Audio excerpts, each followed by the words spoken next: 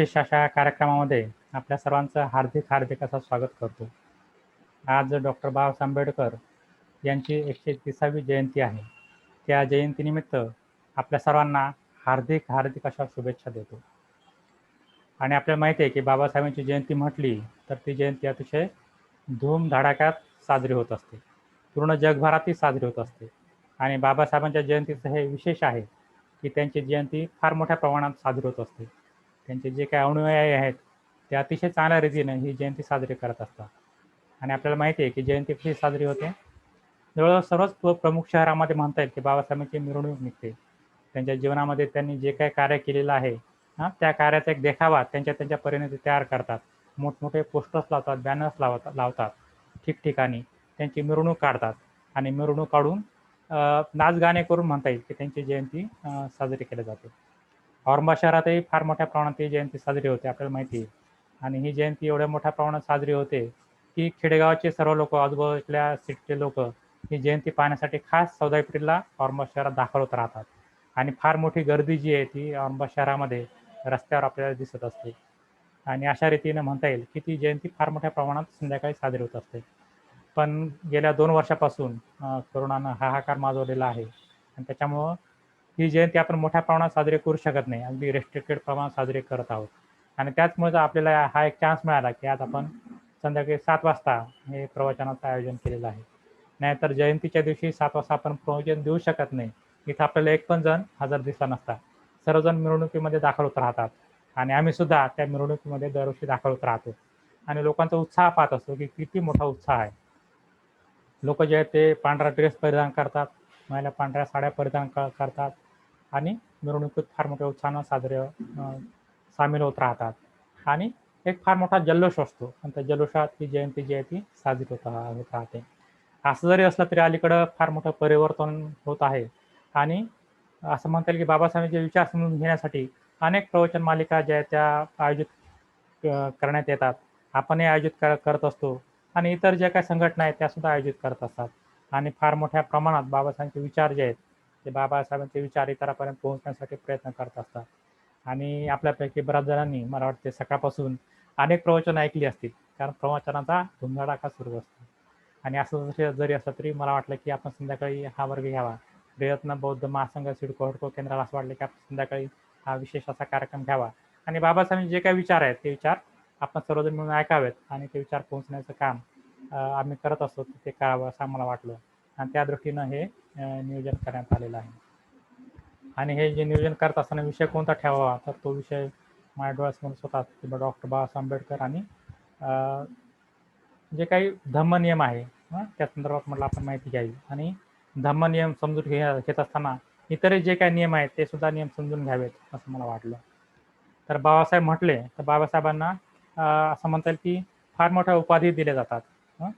फार मोठे विशेषणं दिले जातात आणि ते विशेषण आपण एकदा वाचले तर खरोखर बाबासाहेब काय हस्ती आहे हे कोणाच्याही लक्षात येतं. पैकी बऱ्याच जणांनी ही जी विशेषणं आहेत ती विशेषणं ऐकली असतील.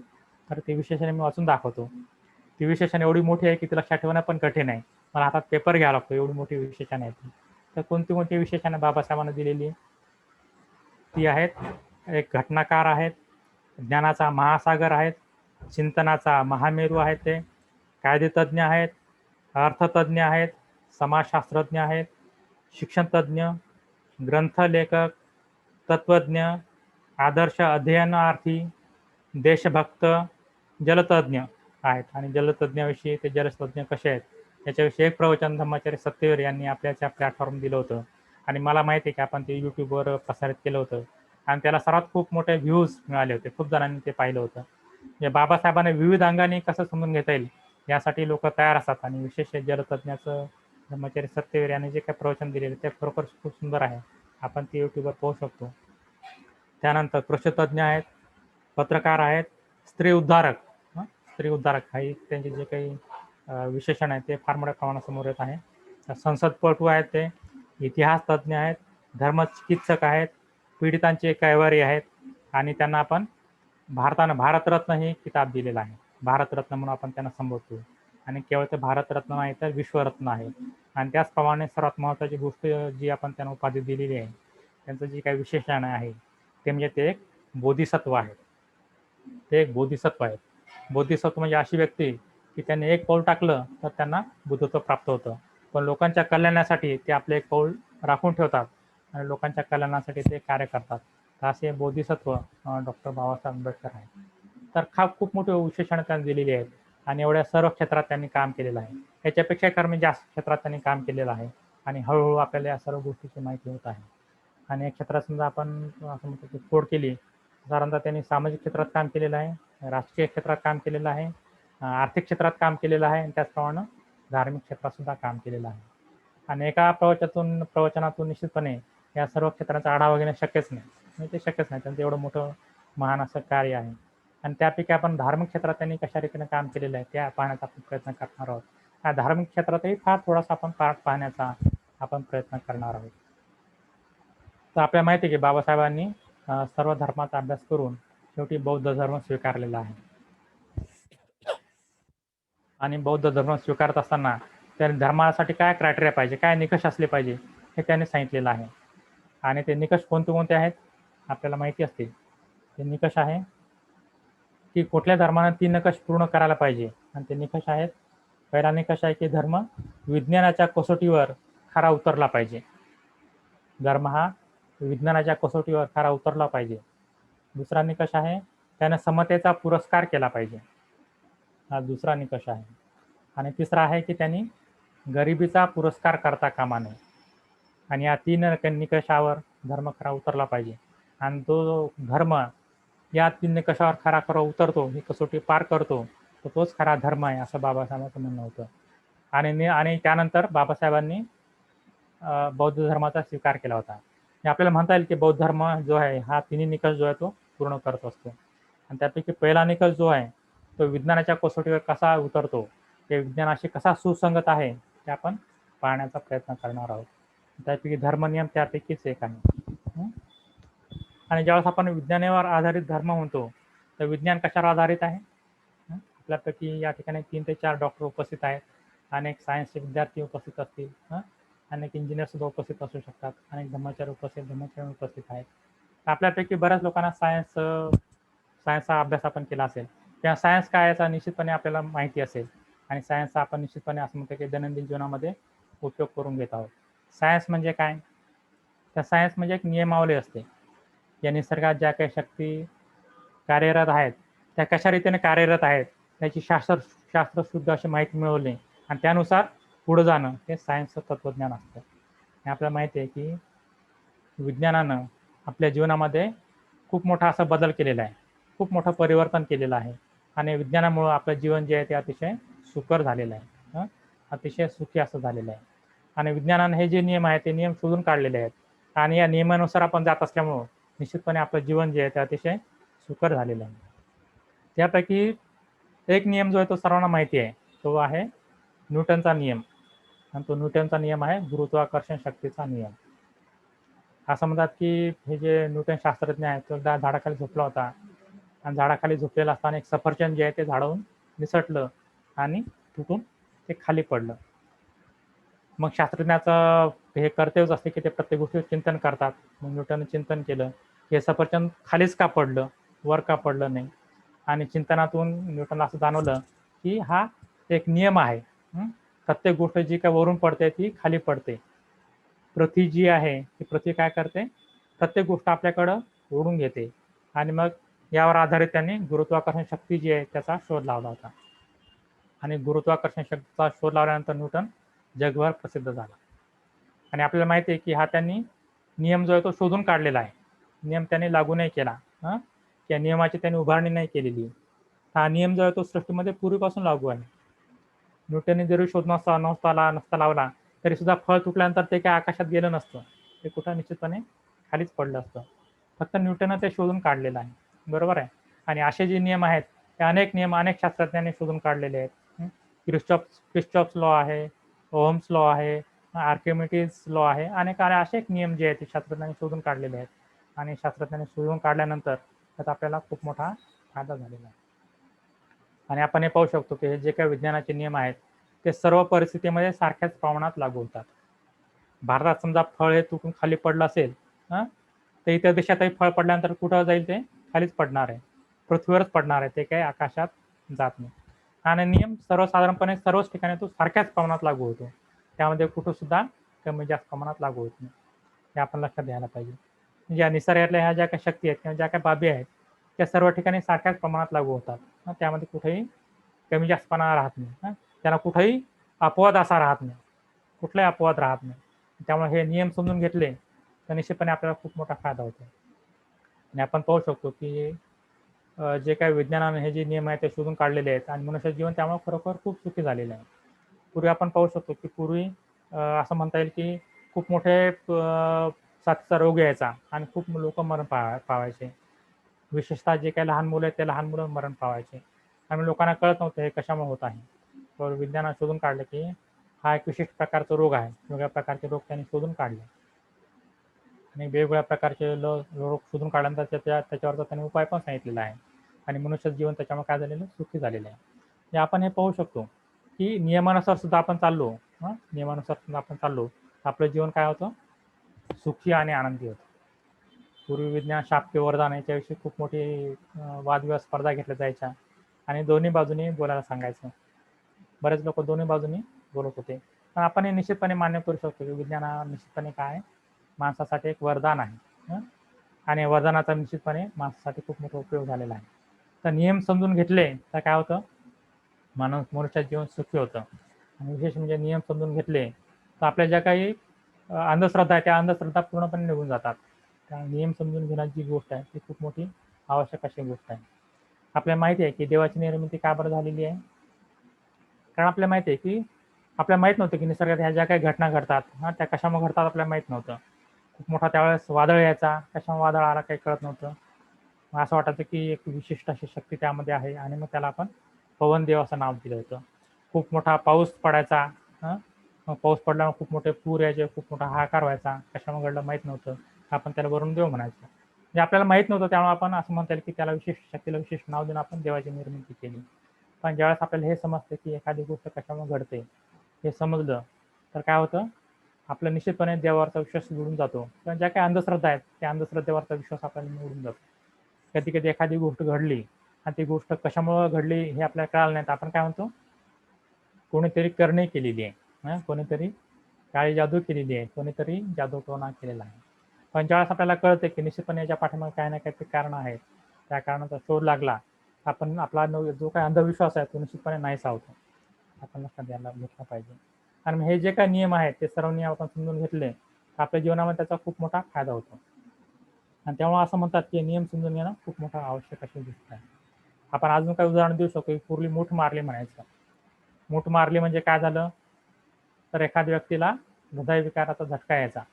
पण त्यावेळेस हृदयविकार माहिती नव्हता तर लोक काय म्हणायचे, मूठ मारली, कोणीतरी मूठ मारली आणि याचा मृत्यू झालेला आहे. पूर्वी असं म्हणायचे की समजा रक्त जमिनीवर सांडलं आणि त्याला मुंग्या लागल्या तर काय होतं, मृत्यू येतो.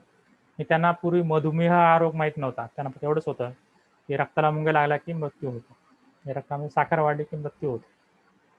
आणि आपण नंतर शोधून काढले की मधुमेह नावाचा आजार आणि त्याच्यावर आपण उपाय शोधून काढलेले आहे. आणि त्याच्यावर असं म्हणता येईल की आपल्याला हे नियम माहीत झाले, कशामुळे गोष्टी घडतात हे माहीत झालं, त्याचा कार्यक्रम भाव आपल्याला माहीत झाला तर निश्चितपणे आपलं जीवन जे होतं ते सुखी होतं. आणि त्यामुळे या स्टेजला, या विशिष्ट प्रसंगी आपण हे पाहतो की बौद्ध धर्मामध्ये कोणते नियम आहेत आणि ते नियम समजा आपण समजून घेतले तर निश्चितपणे आपलं जीवन जे आहे ते सुखी झाल्याशिवाय राहणार नाही. हा नियम समजून घेणं त्याच्यामुळं खूप मोठी आवश्यक अशी गोष्ट आहे. आणि नियम समजून घेत असताना आपण पाहतो की बुद्धाने जे आहे ते बुद्धाने सांगितलेलं आहे की कुठलीही गोष्ट कारणाशिवाय घडत नाही. कुठलीही गोष्ट कारणाशिवाय घडत नाही. प्रत्येक गोष्टीला काही ना काही ते कारण असतं आणि हे कारण जे आहे ते बुद्धाने शोधून काढलेलं आहे. कधी शोधून काढलेलं आहे, तर ज्यावेळेस बुद्धाने पिंपळाच्या झाडाखाली ध्यान साधना केली, बुद्ध काय तर त्यांनी ध्यान साधना केली तर त्या ठिकाणी त्यांना तो बोध झाला. त्या रात्री ज्यावेळेस त्यांना बुद्धत्व प्राप्त झालं त्या रात्री त्यांना बोध झाला. त्याला मग आपण म्हणता येईल की कार्यकारण भाव त्यांना कळालं. कुठलीही गोष्ट ही कारणाशिवाय घडत नाही. प्रत्येक गोष्टीला कारण आहे आणि तो कार्यकारण बोध जो आहे तो त्यांनी प्रत्यक्ष समुत्पाद या स्वरूपात त्यांनी मांडलेला आहे. म्हणजे बुद्ध पौर्णिमेच्या दिवशी ज्यावेळेस त्यांना बुद्धत्व प्राप्त झाली त्या दिवशी त्याच्यावर याने चिंतन केलं होतं आणि त्या दिवशी त्यांनी हा कार्यकारण भाव शोधून काढला होता. त्याचप्रमाणे त्याच्यानंतर जे 7 आठवडे जे आहेत ते त्यांनी त्याच ठिकाणी बुद्धगयातच घातले होते. आणि बुद्धगया इथं तिथं व्यतीत केल्यानंतर दुसऱ्या आठवड्यामध्ये परत त्यांनी याच्यावर चिंतन केलं होतं की नेमकं कार्यकारण भाव कसा आहे, प्रत्युत्तर समुत्पाद कसा आहे, नेमक्या गोष्टी कशा घडतात, कशामुळे मनुष्याचं जीवन हे दुःखी झालेलं आहे आणि त्याच्यावर काय उपाय आहे, मनुष्याचं जीवन कसं सुखी करता येईल. आणि हा जो प्रत्यक्ष समुत्पाद आहे, प्रत्यक्ष समुत्पाद त्यांनी जगाला सांगितलेला आहे. आणि हाच प्रत्यक्ष समुत्पाद जो आहे तो आपण 5 नियमाच्या स्वरूपात आपण या ठिकाणी पाहणार आहोत. बौद्ध धर्मामध्ये 5 नियम आहेत आणि ते 5 नियम आपण समजा पाहिले तर निश्चितपणे कार्यकारण भाव आपल्याला लक्षात येतो, कशामुळं गोष्टी घडतात ते आपल्या लक्षात येतात. आणि 5 नियम पाहिले तर निश्चितपणे असं म्हणता येईल की आपलं जीवन जे आहे ते सुखी झाल्याशिवाय राहणार नाही. ते 5 नियम कोणते आहेत? असं म्हणतात की बुद्धाने हे 5 नियम सांगितले होते, पण ते कसे होते? इम्प्लिसिट होते आणि ते एक्सप्लिसिट केले. म्हणजे ते जे आहे ते हिडन होते. ते अशा म्हणतात की ते त्यांनी सांगितले, बुद्धाने सांगितले होते, पण त्याला उजागर कोणी केलं नव्हतं. तर त्रिरत्न बौद्ध महासंघाचे संस्थापक जे आहेत भंते उर्गेन संघरक्षित, त्यांनी अतिशय चांगल्या रीतीने हे 5 नियम जे उजागर केलेले आहेत आणि तेच 5 नियम आपण या ठिकाणी पाहणार आहोत. तर ते 5 नियम कोणते कोणते आहेत? ते 5 नियम आहेत ऋतू नियम, बीज नियम, मनोनियम, कर्मनियम आणि धर्मनियम. ऋतुनियम, बीज नियम, मनोनियम, कर्मनियम आणि धर्मनियम हे ते 5 नियम आहेत. यापैकी पहिले नियम जे आहेत 3 नियम, त्याला असं म्हणतात की ते सर्व प्राणीमात्रांना लागू होतात. पहिले जे काही 3 नियम आहेत ते सर्व प्राणीमात्रांना लागू होतात. चौथा नियम जो आहे तो मनुष्य प्राण्याला लागू होतो आणि 5वा नियम जो आहे तो उच्च अशा मनुष्य प्राण्याला लागू होतो, ज्याने स्वतःचा खूप मोठ्या प्रमाणात विकास केलेला आहे, उच्चतम अशा पातळीवर पोहोचलेला आहे, त्याला हा 5वा नियम लागू होतो. हे पहिले 3 जे नियम जे आहेत ते ऋतू नियम, बीज नियम आणि मनोनियम हे सर्व प्राणीमात्रांना लागू होतात. कर्मनियम जो आहे तो मनुष्य मात्राला लागू होतो आणि धर्मनियम जो आहे तो उच्च विकसित माणसाला लागू होतो. आपण 1 बाय 1 हे नियम कोणते आहेत ते पाहूयात. आणि मला निश्चितपणे असं वाटलं की ज्यावेळेस आपण बाबासाहेबांचं आपण पाहतोय, जीवनचरित्र पाहतोय, ते 5 नियम पाहणं आवश्यक आहे आणि शेवटचे 2 नियम जे आहेत ते बाबासाहेबांना कसे लागू होतात ते आपण पाहण्याचा प्रयत्न करणार आहोत. पहिला आहे ऋतुनियम. ऋतुनियम म्हणजे एका प्रकारे सायन्स आहे आणि ऋतुनियमामध्ये सर्व भौतिकशास्त्राचा, रसायनशास्त्राचा आणि भूगर्भशास्त्राचा समावेश होतो. फिजिक्स, केमिस्ट्री आणि जिओलॉजी यामध्ये सर्व नियमांचा जो आहे तो ऋतुनियमामध्ये समावेश होतो आणि त्या सर्वांना एकत्रितरित्या ऋतुनियम म्हणतात. ऋतुनियमामध्ये काय काय येतं मग? गुरुत्वाकर्षण शक्ती येते, पाऊस का पडतो ते सांगितलं जातं, वारा का वाहतो ते सांगितलं जातं. त्यानंतर सर्व प्रकारचे मी जे काही लॉ सांगितले सर्व प्रकारचे लॉ त्यामध्ये येतात. दिवस रात्र काय होते, ग्रह तारे का फिरतात ते सर्व या नियमामध्ये येतात. पाण्यावर वस्तू का तरंगते, गरम गोष्टी असतील तर त्या ज्वाळा ज्या आहेत, ज्या गरम गोष्टी आहेत किंवा ज्वाळा आहेत त्यावर का जातात. अशा प्रकारची सर्व गोष्टी ज्या आहेत त्या ऋतुनियमामध्ये येतात. सर्व यांत्रिक उपकरणं जी आहेत ती ऋतुनियमावर आधारलेली आहेत, फिजिक्स आणि केमिस्ट्रीवर आधारलेली आहेत. तर असं आपण म्हणू शकतो की या सर्व गोष्टीमध्ये ऋतुनियम लागू होतो आणि या ऋतुनियमाचा अभ्यास करून निश्चितपणे आपण काय केलेली, क्रांती केलेली आहे. आता आपण जे एकमेकाशी बोलतो आहे, एकमेकांना विचारांची देवाणघेवाण करतो आहे, एकमेकांशी भावना शेअर करतोय, हे दृकश्राव्य माध्यम जे आहे तो सुद्धा कशाचा परिणाम आहे? ऋतुनियमाचा परिणाम आहे, भौतिकशास्त्राचा परिणाम आहे. आणि यामध्ये आपण खूप मोठी प्रगती केलेली आहे. त्याच्यामुळे काय झालेलं आहे की तुम्ही तुमच्या घरी आहात, मी माझ्या घरी आहे, तरी सुद्धा आपण काय करू शकतो, एकमेकांना बोलू शकतो. हे पहा जीवन किती सुखर झालेलं आहे, किती सुखी झालेलं आहे आणि किती स्वस्त आणि चांगलं झालेलं आहे. ते विज्ञानाचे खऱ्या अर्थानं कमाल आहे. ऋतुनियम आपण खूप चांगल्या रीतीनं समजून घेतला त्याची कमाल आहे असं म्हणता येईल. त्यानंतर जे रासायनिक क्रिया, भौतिकशास्त्र आपण पाहिलं, रासायनिक क्रिया ज्या आहेत रासायनिक क्रियामध्ये काय होतं, शरीराच्या ज्या काही क्रिया आहेत त्या सर्व त्याच्यामध्ये येतात. आपण काय घेतो, शरीरामध्ये ऑक्सिजन घेतो, कार्बन डायऑक्साईड सोडतो, रासायनिक क्रिया आहे. नंतर अन्नाचं आपल्या शरीरामध्ये विघटन होतं. नंतर अणुशक्ती आहे, वीज निर्मिती आहे, या सर्व रासायनिक क्रियाद्वारे निर्मिती होते. औषधी ज्याला म्हणता येईल, वेगवेगळ्या प्रकारचे औषधी आहेत. आपण आजारी पडल्यानंतर अनेक औषधाचा आपण उपयोग करतो आणि स्वतःला आपण बरं करून घेतो. ते रासायनिक जे काय रासायनिक नियम जे आहेत ते रासायनिक नियम आपण समजून घेतल्यामुळं या सर्व गोष्टी होतात आणि त्याचा निश्चितपणे आपला फायदा होतो. आणि भूगर्भशास्त्रामध्ये जे नियम होतात त्यामध्ये धरणी कंप काय होतो, ज्वालामुखी काय होतं, बोरला पाणी कुठं लागतं, धरण निश्चितपणे कुठं बांधायला पाहिजे, या सर्व गोष्टीचा त्यामध्ये समावेश होतो. कसं आहे, अशा रीतीने हे तिन्ही समजा नियम आपण समजून घेतले तर त्याचा निश्चितपणे आपल्याला फायदा होतो. आणि या सर्व गोष्टी भौतिकशास्त्र, रसायनशास्त्र आणि भूगर्भशास्त्र हे ऋतू नियमामध्ये येतात. आणि हा पहिला नियम आहे. दुसरा नियम कोणता आहे तर बीज नियम आहे. आणि बीज नियमामध्ये सर्व बायोलॉजी आणि बायोलॉजी समावेश होतो. त्याच्यामध्ये झूलॉजी आणि बॉटनी याचा समावेश होतो. प्राणीशास्त्र आणि वनस्पतीशास्त्र याचा समावेश होतो. याला सर्वांना आपण जीवशास्त्र म्हणतो. आणि त्यामध्ये मग कशाचा समावेश होतो, प्राणी का जन्मतात, त्यांचा विकास का होतो, ते का मरतात, हे सर्व या बीज नियमामध्ये होतात. सुरुवातीला बी असं, नंतर नंतर त्याचं रूपांतर फुलामध्ये होतं, त्याचं रूपांतर नंतर फळामध्ये होतं. हे सर्व असं म्हणता येईल की हे बीज नियमामध्ये तसा समावेश होतो. प्रकाश संश्लेषणाची क्रिया होते, म्हणजे वनस्पती जे आहे त्या कार्बन डायऑक्साईड घेतात आणि ऑक्सिजन बाहेर सोडतात. हे जे काय आहे त्याचा नियम, त्याचा समावेश जो आहे तो बीज नियमामध्ये होतो. आपल्या शरीरात जंतू गेल्यानंतर आपण आजारी पडतो, याचा जो काय अभ्यास आहे तो बीज नियमामध्ये केला जातो. हे सर्व बीज नियमामध्ये याचा समावेश होतो. हा दुसरा नियम आहे आणि तो आपल्याला बौद्ध धर्मामध्ये पाहायला मिळतो. भगवान बुद्धांनी आपल्याला सांगितलेला आहे. त्यानंतर तिसरा जो नियम आहे तो आहे मोनोनियम.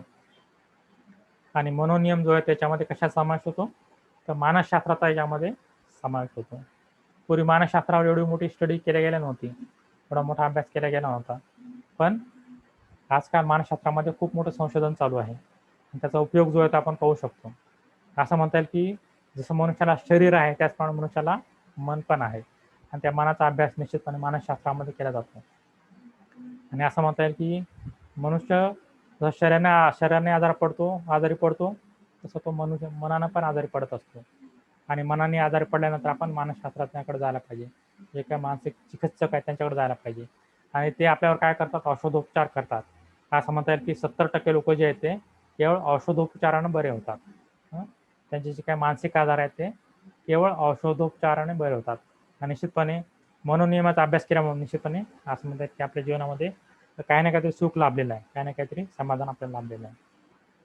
तर मनोनियम काय आहे मग, तर मनोनियम असं म्हणता येईल की सर्व प्राण्यांना तो लागू होतो. आणि पक्षी स्थलांतर का करतात तर त्यांच्यामध्ये अंतःप्रेरणा असते. अंतःप्रेरणा म्हणजे मनोनियम. पक्षी स्थलांतर करतात, घरटी बांधतात, पिलांना भरवतात, पिलांना मोठं करतात. नंतर आपण सुद्धा आपला हात अग्नीजवळ गेला तर आपला हात पटकन बाहेर येतो. का बरं येतो, काही संबंधाचा आत बाहेर येतो, कारण मनोनियम. मनानं असं आपल्या संबंधाचा आत सूचना दिली असते की गरम आहे, हात काय कर, तू बाहेर घे. ते मनोनियमामध्ये येतं. लैंगिकता ज्याला म्हणता येईल, झोप ज्याला म्हणता येईल, या सर्व गोष्टी मनोनियमामध्ये येतात. आणि विशेषतः पंचेंद्रियावर आधारित ज्या ज्या काही गोष्टी आहेत त्या सर्व मनोनियमामध्ये येतात. आपल्याला जे काही इंद्रिय लाभलेले आहेत त्या इंद्रियाद्वारे आपण बाह्य जगाशी संपर्क करत असतो. आणि याद्वारे जी काही देवाणघेवाण होत असते, जे काही मनाशी त्याचं कार्य चालू असतं, ते सर्व असं म्हणतात की मनोनियमाशी संबंधित आहे ते. आणि आपल्याला 5 इंद्रिय माहिती आहेत, डोळे, नाक, कान, जीभ आणि त्वचा. या इंद्रियाच्या माध्यमातून आपण जगाशी संपर्क करत असतो. बऱ्याचशा गोष्टी आपण आतमध्ये घेत असतो. आणि याच्याशी संबंधित ज्या काही गोष्टी घडतात त्या सर्व मनोनियमामध्ये येतात. प्रकाशामध्ये आपले डोळे बंद होतात, ते सुद्धा मनोनियमामध्ये येतात. आणि आपण समजा जास्त मानसिक कार्य केलं तर आपण थकतो, आपल्या झोपेची गरज भासते. शारीरिकदृष्ट्या पण आपण थकतो, मानसिकदृष्ट्या पण थकतो. हे सर्व मनोनियमामध्ये येतात. हा तिसऱ्या प्रकारचा नियम जो आहे तो या जगामध्ये लागू आहे. ऋतुनियम लागू आहे, बीज नियम लागू आहे आणि मनोनियम लागू आहे. तो सर्वांना सारख्याच प्रमाणात लागू होतो. प्राण्यांना लागू होतो त्याचप्रमाणे मनुष्याला पण लागू होतो. हे 3 नियम सर्वांनाच लागू होतात. पण पुढचा नियम जो आहे तो खास करून मनुष्य प्राण्याला लागू होतो. आणि तो जो नियम आहे तो आहे कर्मनियम. आणि कर्मनियम समजून घेणं ही गोष्ट खूप मोठी महत्त्वाची आहे. सायन्सनं जी काही प्रगती केलेली आहे ती या 3 नियमापर्यंतच केलेली आहे. ऋतुनियम, बीजनियम आणि मनोनियम यापर्यंत सायन्सने प्रगती केलेली आहे. पण जी काही पुढचा नियम जो आहे कर्मनियम, तो केवळ बौद्ध धर्मात सांगितला गेलेला आहे. आणि कर्मनियमाचा खरोखर आपण समजा अभ्यास केला, त्यानुसार आपण आपलं जीवन व्यतीत केलं तर आपण निश्चितपणे सुखी झाल्याशिवाय राहणार नाही. तर कर्मनियम काय आहे मग, असं म्हणता येईल कर्मनियम त्यालाच लागू होतो ज्याला स्वजाणीव आहे, याला स्वतःची जागृती आहे. आपण जागृत आहोत याची जागृती आहे. हे ज्याला माहिती आहे तो त्यालाच कर्मनियम लागू होतो. आणि मनुष्य प्राण्यालाच केवळ स्वजागृती आहे. असं म्हणता येईल की मनुष्य प्राण्यालाच हा कर्मनियम जो आहे तो लागू होतो. आपण समजा प्राण्यांचं उदाहरण पाहिलं, बरेचसे सायंटिस्ट जे आहे ते प्रयोग करत राहतात आणि प्रयोग करत असताना त्यांनी पाहिलं की समजा एखादा कुत्रा असेल, कुत्र्यासमोर एखादा समजा आरसा ठेवला तर काय होतं, कुत्र्यासमोर आरसा ठेवला कुत्र्याला कळत नाही की आपलीच प्रतिमा त्या आरशात पडलेली आहे. तो काय करतो, त्या आरशातल्या प्रतिमेला तो जोरजोरात भुकतो, भावभाव करतो, जोरजोरात भुकतो आणि तिकडून पण त्याची प्रतिमा जी आहे ती काय करते, त्याच प्रमाणे प्रतिसाद देते. त्याला दिसतं की समोरचा कुत्रा पण आपल्याला भुकत आहे. हा जोरजोरात भुकतो आणि तो पण जोरजोरात भुकतो. हे कुत्र्याला म्हणता येईल की जाणीव आहे, पण स्वजाणीव नाहीये, स्वजागृती नाहीये. त्याला कळत नाही की आपलंच हे ते प्रतिबिंब आहे. दुसरा एक प्रयोग शास्त्रज्ञांनी केला होता. त्याने काय केलं, एका वनामध्ये एका जंगलामध्ये एक बॉक्सिंगचा जो काही गोल असा समजा गादी असते, ती गादी अशी झाडाला अटकवली आणि विशिष्ट अंतरावरती अशी लटकून ठेवली. एक मेंढी आली, मेंढीने काय केलं, त्याला टक्कर दिली. टक्कर दिल्यानंतर काय होतं, तो बॉक्सिंगचा तो आपल्याला माहिती आहे गादी असते ती काय होते, ती पाठीमागे जाते आणि परत अलीकडे येते. ती मेंढी जी आहे ती त्याला टक्कर द्यायची. टक्कर दिल्यानंतर तो जी काही गादी आहे ती पाठीमागे जायची आणि परत येऊन तिला धडकायची. तिला असं वाटायला की माझ्याबरोबर ती ही गादी कॉम्पिटिशन करते. ती जोरजोरात त्या याला काय केलं, त्या गादीला ती टक्कर देत राहिली. तिला हे कळालं नाही की हे काय बाबा जिवंत व्यक्ती नाहीये, ती केवळ गादी आहे आणि मी टकरा देते म्हणूनच ती गादी काय होते, माझ्याकडे परत येते.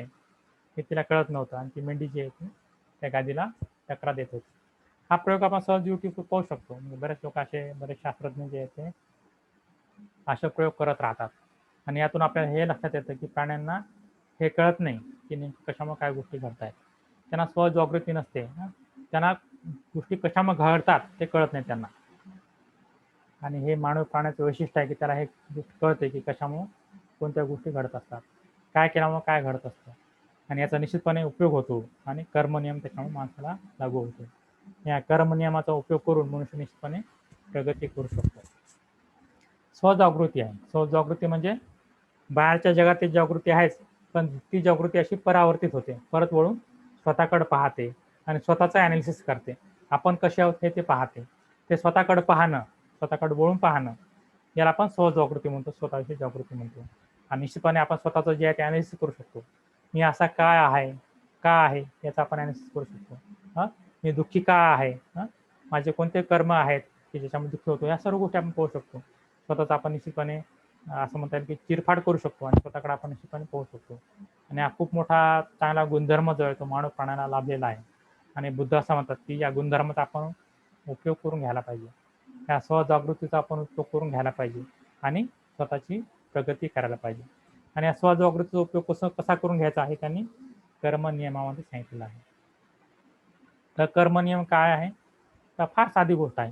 कर्मनियम असा सांगितला जातो की आपण समजा चांगल्या भावनेनं, चांगल्या मनानं आपण एखादं कर्म केलं, तर त्याचा परिणाम हा चांगला होतो. आणि वाईट हेतू ठेवून आपण एखादं कर्म केलं तर त्याचा परिणाम काय होतो, वाईट होतो. चांगल्या कर्माचा परिणाम चांगला आणि वाईट कर्माचा परिणाम वाईट, एवढा हा साधा नियम आहे. हा नियम समजून घेणं आपल्याला खूप मोठ्या कठीण जात असतं. आजूबाजूच्या जगाकडे पाहिलं तर निश्चितपणे हा नियम आपल्याला वाटतं की मुळात ऑपरेट होत आहे का नाही, ही शक्ती जी आहे, हा जो काही नियम आहे, ह्या ज्या काही बाबी आहेत तशाप्रमाणे घडतात का नाही याच्याविषयी आपल्याला बऱ्यापैकी शंका वाटते. पण धम्मपदामध्ये अगदी सुरुवातीलाच जी काही गाथा आलेली आहे ती गाथा अशीच आहे. ती गाथा असं म्हणते की मन जे आहे ते मन सर्व धर्माचं प्रमुख असं उगमस्थान आहे. एखाद्या व्यक्ती समजा वाईट मनाने चालेल किंवा बोलेल तर त्याच्या पाठीमागं दुःख त्याच पद्धतीने येतं ज्या पद्धतीनं एखादं चाक जे आहे ते बैलाच्या पाठीमागे जातं. जे बैलाच्या पाठीमागे निश्चितपणे चाक जातं, तसं एखाद्या व्यक्ती समजा वाईट मनानं वागला तर त्याच्या पाठीमागं दुःख निश्चितपणे येणारच आहे. आणि त्यातली दुसरी गाथा हे सांगते की मन हे सर्व धर्माचं उगमस्थान आहे. एखादा व्यक्ती चांगला हेतू ठेवून बोलला किंवा चालला तर त्याच्या पाठीमागं त्याच प्रमाणात सुख येतं ज्या पद्धतीनं मनुष्याच्या पाठीमागं त्याची सावली येते. जे काय आपण चांगले कर्म करतो ते निश्चितपणे त्याचा परिणाम काय होतो, चांगला होतो. आणि याच्याविषयी सांगत असताना असं म्हणता येईल की ते बूमरँग सारखं आहे. बूमरँग माहिती आहे, एक असं त्रिकोणी असं जे आहे ते त्रिकोणी एखादं एक शस्त्र असतं आणि ते बऱ्याच वेळा लोक वापरतात ते शस्त्र आपण काय करतो, व्यक्ती जो असा हवेत फेकतो, फार वेगानं तो फेकतो आणि ते शस्त्र जे आहे ते फार दूरवर जातं आणि परत काय होतं, परत फिरून ते व्यक्तीकडे परत येतं. आणि कर्मनियम जो आहे तो याच पद्धतीने आपण जगामध्ये कशा पद्धतीने वागतो, तीच वागणूक आपल्याला जगाकडून काय होते, परत मिळत असते. आपण समजा जगासोबत चांगलं वागलो तर चांगली वागणूक जी आहे ती आपल्याला परत मिळत असते आणि जगासोबत समजा आपण वाईट वागलो तर वाईट वागणूक जी आहे ती आपल्याला परत मिळत राहते. पण या कर्मनियमावर आपला काही विश्वास बसत नाही. का बसत नाही? कारण आपण पाहतो की काही काही लोक असे आहेत की जे वाईट वागत असतात आणि ते वाईट जरी वागत असले तरी आपण पाहतो की ते लोक तर सुखी आहेत. ते कसे काय सुखी आहेत? आपल्याला कर्मनियमावरच फार मोठा आपलं प्रश्नचिन्ह उभं राहतं की असं खरोखर आहे का? खरंच तसं आहे का? त्या पद्धतीनंच हा नियम खरोखर ऑपरेट होत आहे का? चांगलं कर्म केल्यानंतर त्याचे परिणाम खरोखर चांगले आहेत का? आणि वाईट कर्म केल्यानंतर त्याचे परिणाम खरोखर वाईट आहेत का? पण आपण निश्चितपणे पाहू शकतो की जे काही मोठे कर्म आहेत त्या मोठ्या कर्माचा परिणाम आपण निश्चितपणे वाईट झालेला पाहू शकतो. याच्याविषयी एक कथा सांगितली जाते. ती कथा आहे आधुनिक किंग कॉंगची. एक जबरदस्त असा पैलवान होता. ही कथा मी बऱ्याच वेळा सांगितलेली आहे, पण खूप सुंदर अशी ती कथा आहे. एक जबरदस्त असा पैलवान होता आणि त्या पैलवानाला आपली जी काही शक्ती आहे त्या शक्तीविषयी फार मोठा असा म्हणता येईल गर्व होता, माज होता. आणि तो काय करायचा, मग प्रतिस्पर्धी जे आहे ते प्रतिस्पर्धीला तो काय करायचा, चित करायचा. पैलवानाचं काय काम असतं, प्रतिस्पर्धी जी काही व्यक्ती आहे त्या व्यक्तीला चित करायची आणि त्याला सोडून द्यायचं. हा केवळ चित करत नव्हता तर त्या व्यक्तीला तो काय करायचा, ठार करायचा. म्हणजे कोणी सुद्धा त्यासमोर आलं तर त्याला निश्चितपणे काय करायचा, ठार करायचा. आणि अशा अनेक लोकांना त्यांनी मारलं होतं. आणि असे सर्व अकुशल कर्म केल्यानंतर, वाईट कर्म केल्यानंतर असं म्हणता येईल की तो काय जंगलातून जात होता. जंगलातून जात असताना त्याने एक पाहिलं की एक जो काही सुतार आहे त्याने एक भलं मोठं झाड जे आहे ते तोडलेलं आहे, पर्वतीनं तोडलेलं आहे. पण पर्वत जी आहे ती आतमध्येच, त्या झाडाच्या आतमध्येच अडकून पडलेली आहे. झाड पूर्णपणे काही तुटलेलं नाही. त्यानं ते पाहिलं आणि याच्यामध्ये आधीच शक्ती होती, आधीच माज होता. तर त्याने काय केलं, एक हात त्या झाडाला मारला. एक हात झाडाला मारल्यानंतर करवत जी आहे ती बाहेर आली, पण याचा हात जो आहे तो हात त्या झाडामध्ये अडकून पडला. झाड ते जंगल होतं आणि जंगलामध्ये त्याचा हात जो आहे तो अडकून पडला. काही केलं तरी त्याला काही हात तिथून बाहेर काढता आला नाही. निसर्गाची शक्ती जी आहे ती निश्चितपणे मानवापेक्षा जास्त आहे, हे आपण लक्षात घेतलं पाहिजे. आणि त्या जंगलात तो अडकून पडला आणि असं म्हणतात की त्याला जे काही रानटी प्राणी आहेत त्या सर्व रानटी प्राण्यांनी त्याला ओरबडून खाल्लं. त्याच्या मांसाचे लचके तोडले आणि त्याला असं म्हणता येईल खूप वेदनादायक असं मरण आलं. शेवटी त्याला मुंग्या पण लागल्या होत्या. हा कशाचा परिणाम आहे, असं आपण निश्चितपणे म्हणू शकतो की त्यांना जीवनामध्ये जे काय अकुशल कर्म केलेले आहेत, जे काय वाईट कर्म केलेले आहेत त्याचा हा परिणाम आहे. आणि आपण निश्चितपणे पाहू शकतो. दुसरे एक आपण उदाहरण पाहूयात. असं अनेक उदाहरण आपण देऊ शकतो. जे काही मोठे मोठे उदाहरण आहेत. जे काही तस्कर असतात किंवा जे काही गुंडगिरी करणारे लोक असतात, गँग वॉर करणारे लोक असतात, त्यांचं जीवन कसं होतं, त्यांच्या जीवनाचा अंत कसा होतो. असं म्हणता येईल की त्यांना जीवनामध्ये कधीही चांगली झोप लागत नाही. त्यांना नेहमी अशी भीती असते की कुठून गोळी येईल आणि कुठून माझा मृत्यू होईल. आणि अशा लोकांचा मृत्यू जो आहे तो गोळी लागूनच होत असतो. तर त्यांचा गोळी लागून अकाली मृत्यू का होतो, तर त्यांच्या तो कर्माचा परिणाम आहे. आपण फुलंदेवीचं उदाहरण घेऊ शकतो. कर्म फुलंदेवीने निश्चितपणे बौद्ध धर्मानंतर स्वीकारला होता, काही शंका नाही. पण त्यांचं जे काही पहिलं जीवन होतं त्याच्यावर अत्याचार झाले ते गोष्ट ठीक आहे, पण तिने जे काही कर्म केले होते, तर लोकांनी जे काय मारलं होतं त्याचा परिणाम म्हणून तिचं सुद्धा जीवन जे आहे ते असंच अल्पावधीत नष्ट झालं होतं. अकाली तिला मृत्यू आला होता. तर कशाचा परिणाम आहे, निश्चितपणे कर्माचा परिणाम आहे. आणि ही गोष्ट आपण आपल्या लक्षात येते की ज्यावेळेस हे कर्म मोठे असतात, फार मोठे वाईट कर्म असतात, त्यावेळेस निश्चितपणे आपल्या ते लक्षात येतं. पण ज्यावेळेस हे कर्म छोटे छोटे असतात त्यावेळेस आपल्या काही लक्षात येत नाही. ज्यावेळेस आपण पाहतो की काही लोक अतिशय आनंद जगतायत, त्यांचे कर्म तर वाईट दिसत आहेत, पण तरी पण ते आनंदात कसे काय जगतायत, त्याच्याविषयी एक कथा जी आहे ती एक कथा परत धर्माचार्य सुचरत्न यांनी सांगितली होती. उपासिका जी विशाखा आहे तिच्याविषयी सांगितली होती.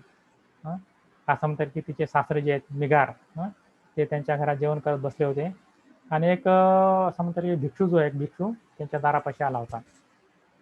आणि दारापाशी येऊन त्याने भिक्षा मागितली होती. तर त्या भिक्षूला अशी अपेक्षा होती की हा जो काही निगार आहे त्याने काय करावं, भिक्षापात्रात काहीतरी अन्न टाकावं. विशाखा जी आहे ती सर्व हे पाहत होती. आणि विशाखा सर्व हे पाहत असताना त्याने थोडा वाट पाहिली आणि ती भिक्षूला म्हटली की हे भिक्षू तू पुढे जा, आमचे जे सासरे आहेत ते काय करत आहेत, शिळे अन्न खात आहे. काय करत आहे, शिळे अन्न खात आहे. तो भिक्षू निघून गेला. निगारला फार मोठा राग आला. अनेक घटना आहेत तशा काय काय घडल्या. मी तर मग सुचरज्ञांचं प्रवचन मी यूट्यूबवर ऐकलं, सुचरज्ञांचं प्रवचन. तर निश्चितपणे तुमच्या लक्षात काय काय घटना घडल्या. त्यापैकी ही एक घटना घडली होती. आणि ही घटना जी आहे नंतर मग त्या मिगारनं काय केलं, तिथले जे काही पंच आहेत त्या पंचासमोर नेली होती आणि विशाखाला अनेक प्रश्न विचारले होते. त्यापैकी हा एक प्रश्न विचारला होता की तू असं कसं काय म्हटली आपल्या सासऱ्यांना की हे शिळे अन्न खात आहे. विशाखानं ते जे काही अनेक प्रश्न त्यांनी विचारली होती, त्या अनेक प्रश्नांची तिने उत्तरं दिलीच होती, पण याही प्रश्नात त्यांनी उत्तर दिलं होतं. त्याने असं सांगितलं की आमचे जे काही सासरे आहेत त्यांनी पूर्वी कुशल कर्म केलेली आहे. काय केलेली आहे, पूर्वी कुशल कर्म केलेली आहेत, म्हणून ते आज जे आहे ते अतिशय चांगलं अन्न खात आहेत. आज अतिशय आयुष्य आरामामध्ये ते राहत आहेत. पण हे जे काय आहे ते त्यांनी कसं केलेलं आहे, पूर्वीचे जे काय कर्म केले त्याचा तो परिणाम आहे. पण आता ते कुशल कर्म करतायत का, आता ते कुशल कर्म करत नाहीये. त्यांना जे काय ते एन्जॉय करतायत ते पूर्वीच्या कुशल कर्मावर आधारित आहे. आणि या अर्थाने ती म्हटली होती की ते शिळं अन्न खात आहेत. पूर्वीच्या कुशल कर्मावर ते आताचा आनंदी जीवन जगत आहे. तर असं अनेक लोकांच्या बाबतीत होऊ शकतं. अशा अनेक लोक असतात की ज्यांनी पूर्वी फार मोठे कुशल कर्म केलेले असतात आणि आपल्याला ते माहीत नसतं की त्यांनी कोणते कोणते कुशल कर्म केलेली आहेत. त्यांना सुद्धा माहीत नसते की आपण कोणते कुशल कर्म केलेली आहेत, की आता सुद्धा आपण कोणते कुशल कर्म करत असतो. तर काही काही लोकांकडं हा कुशल कर्माचा साठा खूप मोठा असतो, म्हणून ते आपल्याला काय दिसतात, सुखी दिसतात. पण दुसरं एक उदाहरण पाहू शकतो की काही काही लोकांकडे जे आहे ते आता पण ते काही कुशल कर्म करत असतात आणि काही काही कुशल कर्म करत असल्यामुळे पाठिंबाचे कुशल कर्म आणि आताचे कुशल कर्म याचा एकत्रित परिणाम म्हणून त्यांच्याकडे खूप मोठे कुशल कर्म असतात आणि त्यांचं जे काही वाईट कर्म असतं ते कसं असतं, छोटं असतं, ते काय मोठं नसतं. उदाहरण द्यायचं झालं, समजा एखादी व्यक्ती असेल त्याच्याकडे समजा तो काही लाखोनी संपत्ती कमवत असेल, ती संपत्ती कमवणं चालू असेल आणि काही हजारानं त्याने तो काय करत असेल, तो ती संपत्ती उधळत असेल. तर आपण काय पाहतो की हजारो रुपयानं तो ती संपत्ती उधळत आहे. कारण आपण हे पाहूच शकत नाही की तो लाखोने कमवतो आहे. आपण असं म्हणतो की हजारोंची संपत्ती तो उधळत आहे, तो का बरं गरीब होत नाही. आपण याकडेच पाहतो. पण याकडे आपण पाहत नाही की त्यांना आधी खूप मोठे पैसे कमवलेले आहेत. त्या दृष्टीने आपण त्याच्या कर्माकडे पण पाहू शकतो की काही काही लोकांचे कर्म आपल्याला दिसतात की ते अकुशल कर्म करत आहे, पण तरी सुद्धा ते सुखी दिसत आहेत. का बरं सुखी दिसत आहेत, कारण त्यांनी आधी काही कुशल कर्म केलेले असतील किंवा त्यांचं कुशल कर्म जे आहे ते चालू राहिलं.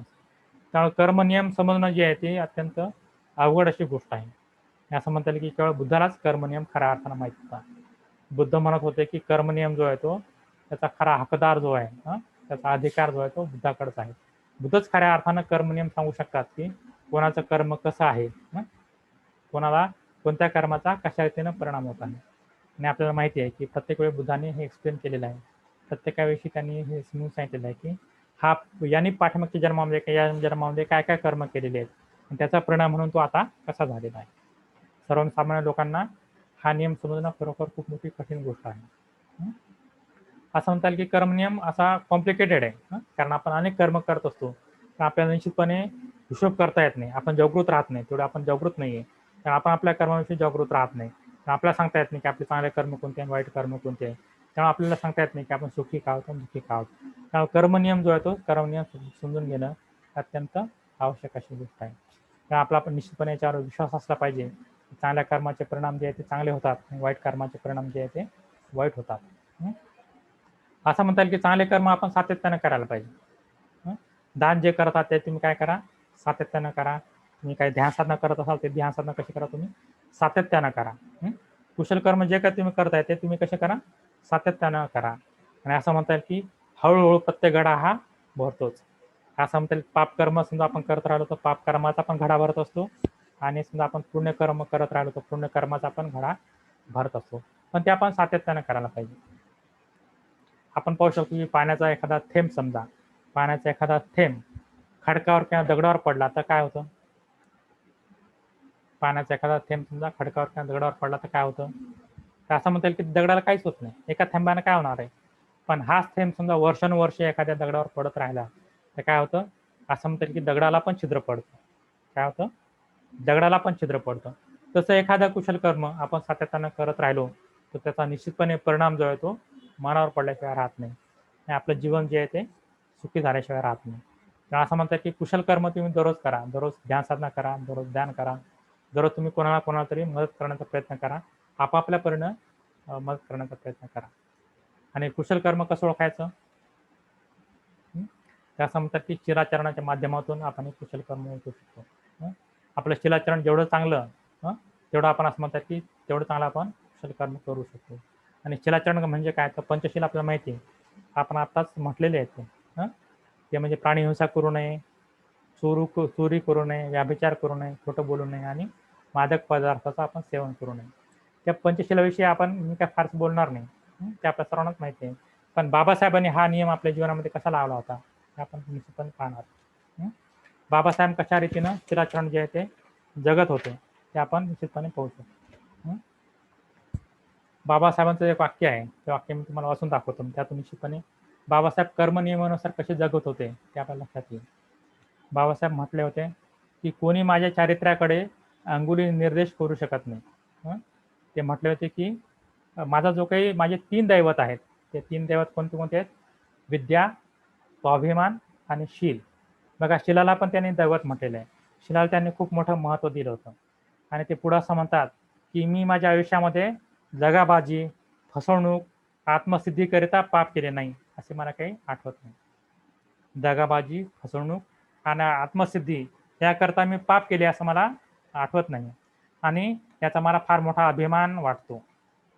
मी विलायतेला अनेक वेळेला गेलेलो आहे, पण अजून मी दारू पिलो नाही, विडी प्यालो नाही, मला कसलंही व्यसन नाही.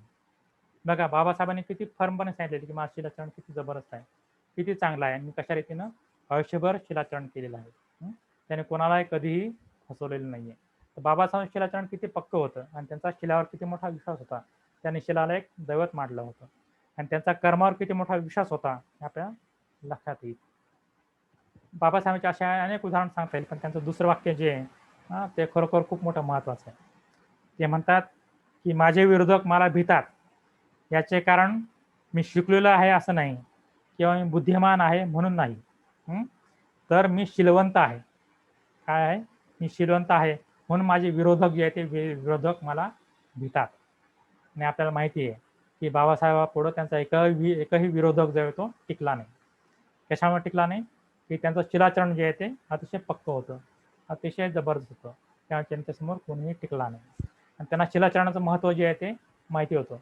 शिलाचरणामुळं मनुष्य तो सुखी होतोच, पण त्याच्यामध्ये आत्मविश्वास जो आहे तो खूप मोठ्या प्रमाणात प्रबळ असा आलेला असतो आणि शिलाचरण व्यक्तीसोबत कोणीही टिकत नाही, वादविवाद करू शकत नाही किंवा कोणीही त्या व्यक्तीला करू शकत नाही. आजकालच्या जमान्यामध्ये आपण पाहू शकतो की शिलाचरणावर खूप खूप मोठे खरं म्हणजे प्रश्नचिन्ह आहेत. कोणी समजा असं म्हणतं की राजकारणामध्ये कोणी समजा विरोधात गेला तर काय करायचं, त्याची चौकशी लावायची आणि असं म्हणता येईल की प्रत्येकाचं शिलाचरण तेवढं चांगलं नाही आहे. कुठं ना कुठेतरी काही ना काहीतरी थोडीशी कमतरता राहिलेली असते आणि विरोधक नेमकी तीच कमतरता शोधून काढतात आणि त्याच्यावर काय करतात, हल्ला करतात. पण ज्याचं शिलाचरण पक्कं आहे त्याला कुणालाही घाबरण्याचं कारण नाही. ज्याचं शिलाचरण पक्कं आहे तो सर्वांना पूर्ण उरतो. असं म्हणतात की बाबासाहेब जे आहेत ते सर्वांना पूर्ण उरले आणि आपल्या समाजात त्यांनी प्रगती केली. अशा रीतीनं समजा आपण शिलाचरण पक्के केलं तर निश्चितपणे आपण जे आहे ते आपलं जीवन सुखी करू शकतो. आपला आत्मविश्वास वाढवू शकतो आणि सर्वांना आपण पुरून राहू शकतो. सर्वांना आपण खऱ्या अर्थानं मुकाबला करू शकतो. तर शिलाचरणाविषयी खूप काही बोलण्यासारखं आहे, पण आपल्याकडे वेळ कमी आहे, तर त्याच्याविषयी आपण काही फारसं बोलणार नाही. कर्म नियमाविषयी बोलणार नाही. पण निश्चितपणे आपला याच्यावर विश्वास असला पाहिजे की चांगल्या कर्माचे परिणाम हे चांगले आहेत आणि वाईट कर्माचे परिणाम जे आहेत ते वाईट आहे आणि त्यानुसार आपलं वागणं जे आहे ते आपण ठेवायला पाहिजे. निश्चितपणे दररोज कुशल कर्म आपण करण्याचा प्रयत्न केला पाहिजे आणि वाईट कर्म जे आहे ते वाईट कर्म कमीत कमी करण्याचा प्रयत्न केला पाहिजे आणि ते वाईट कर्म करणं आपण सोडून द्यायला पाहिजे. आपण शिलाचरण करायला पाहिजे महत्त्वाचं म्हणजे. आणि त्यानंतर आपला जो काही विषय आहे तो आहे धर्मनियम. आणि धर्मनियम समजून घेणं ही खरोखर खूप मोठी अवघड गोष्ट आहे. काही जणांना असं वाटलं की धर्मनियम कशा रीतीने समजून सांगता येईल, खरोखर खूप मोठी अवघड गोष्ट आहे. धर्मनियम समजणंच खरं म्हणजे खूप मोठी आवड गोष्ट आहे. आपला त्याच्यावरच विश्वास बसत नाही. कारण धर्मनियम ही तर दुसरी गोष्ट आहे. आणि धर्मनियम कोणामध्ये व्यक्त होत राहतो किंवा धर्मनियम कोणाला लागू होतो, तर जे काही अतिशय उच्च अशा व्यक्ती आहेत, त्यांनी स्वतःचा खूप मोठ्या प्रमाणात विकास करून घेतलेला आहे. अशा उच्च व्यक्तींना हा नियम जो आहे तो लागू होत राहतो. असं म्हणता येईल की ज्या कोणी व्यक्ती श्रोतापन्न असतात, त्या श्रोतापन्न व्यक्तींना हा धर्मनियम जो आहे तो लागू होत राहतो. सर्वसामान्य मनुष्य मात्राला हा धर्मनियम लागू होत नाही. तर श्रोतापन्न व्यक्ती जो आहे त्या व्यक्तीला हा नियम लागू होत राहतो. मग श्रोतापन्न व्यक्ती कोण आहे? तर असं म्हणता येईल की हे जे काही संस्कारित अस्तित्व आहे किंवा हा जो काही संसार आहे, त्या संसाराचं सत्य ज्यांनी जाणलं त्याला हा धर्मनियम लागू होतो. आणि या संस्कारित अस्तित्वाचं सत्य काय आहे? तर संस्कारित अस्तित्व हे दुःखमय आहे, ते अनित्य आहे आणि ते अनात्म आहे. अनात्म म्हणजे त्यामध्ये ठोस असं काही नाही. संस्कारित अस्तित्व ज्याला आपण म्हणतो की ज्या काही भौतिक गोष्टी आहेत त्या सर्व भौतिक गोष्टी कशा आहेत? दुःखमय आहेत. ही गोष्ट आपल्याला समजायला पाहिजे. त्या अनित्य आहेत, म्हणजे चिरकाळ टिकणाऱ्या नाही आहेत, हे आपल्याला समजायला पाहिजे. आणि त्यामध्ये ठोस असं काही नाही आहे, आपल्याला समजायला पाहिजे. आणि नेमकं आपल्याला हे समजत नाही. आपण सुख कशामध्ये शोधत राहतो? तर आपण सुख जे आहे ते भौतिक वस्तूमध्ये शोधत राहतो. कार, गाडी, बंगला, पैसा, पद, प्रतिष्ठा या सर्व गोष्टीमध्ये आपण सुख शोधत राहतो. आणि हे ज्या ठिकाणी आपण सुख शोधतो ते सुख मिळेल का आपल्याला? निश्चितपणे आपल्याला सुख मिळणार नाही. कारण हे अस्तित्व कसं आहे? दुःखमय आहे. त्यामध्ये खऱ्या अर्थानं सुख नाहीयेच. सुख कशामध्ये आहे? माणसाच्या उच्च विकासामध्ये आहे. माणसानं आपल्या यामध्ये चांगले गुणधर्म विकास करायला पाहिजे. सर्व गुणांचा, चांगल्या गुणांचा विकास करायला पाहिजे. त्यामध्ये सुख आहे. त्याकडे आपण पाहत नाही. तिथं आपण सुख शोधत नाही. आपण सर्व सांसारिक गोष्टींमध्ये सुख शोधतो. पण ज्याला हे कळतं की हे सर्व दुःखमय आहे, त्याच्यामध्ये निश्चितपणे त्याला सत्य कळालं की त्याच्यामध्ये प्रज्ञा विकसित होते. त्याला हे पण कळतं की हे जे काही आपण भौतिक गोष्टी म्हणतो त्या चिरकाळ टिकणाऱ्या नाही आहेत. आणि ही गोष्ट आपण सहज पाहू शकतो की आपण पहा की जुन्या काळामध्ये अनेक राजे रजवाडे होते. त्या राजा रजवाड्यांना भेट दिली तर आपल्याला कळतं की त्या ठिकाणी पूर्वी किती वैभव होतं. पूर्वी किती वैभव होतं आणि आता काय झालेलं आहे. अनेक आपण किल्ले पाहतो पर्टिक्युलरली.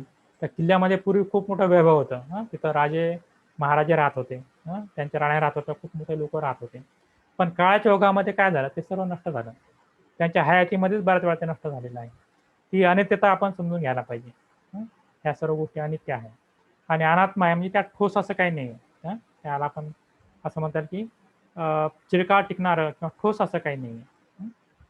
त्यामध्ये ज्याला आपण आत्मा म्हणतो, असं आत्म्यासाठी काही गोष्ट नाही आहे. ते सर्व पाण्याच्या बुडबुड्यासारखं आहे, आपण लक्षात घेतलं पाहिजे. आणि ही गोष्ट ज्यांना कळते त्याच्यामध्ये धर्मनियम लागू होतो. आणि धर्मनियम लागू झाल्यानंतर काय होतं मग?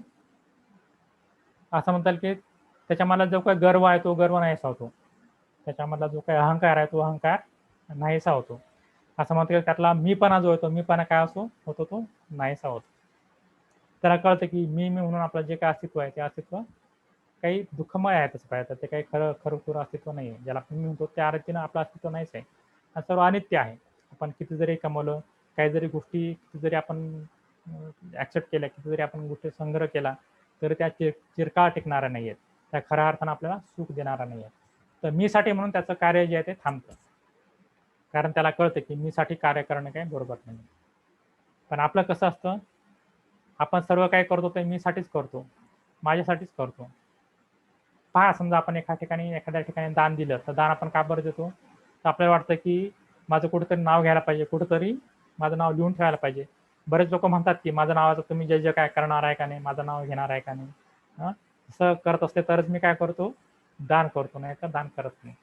ही एक मोठी गोष्ट झाली. पण कुठं मग पहा, एखाद्या कार्यक्रमात आपण गेलो तर आपल्याला कोणी महत्त्व देत आहे का? एखाद्या कार्यक्रमात गेलो तर एखाद्या प्रवचनासाठी बोलवलं तर खरोखर मला प्रवचनासाठी योग्य वेळ दिलेली आहे का? माझा आदर सत्कार त्या ठिकाणी योग्य रीतीने होत आहे का? या सर्व गोष्टीकडे मनुष्य लक्ष देतो.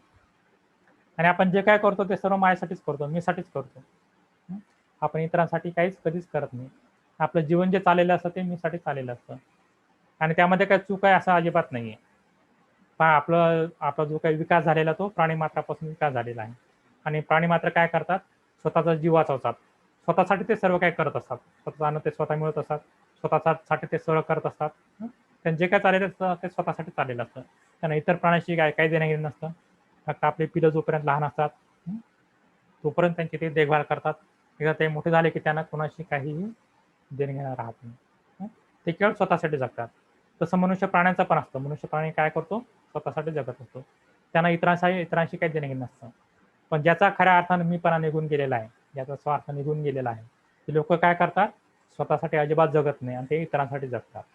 आणि असे लोकं जे काही जगणार असतात त्यांना त्यांच्यामध्ये असं म्हणतात की धर्मनियम जो आहे तो कार्यरत झालेला असतो.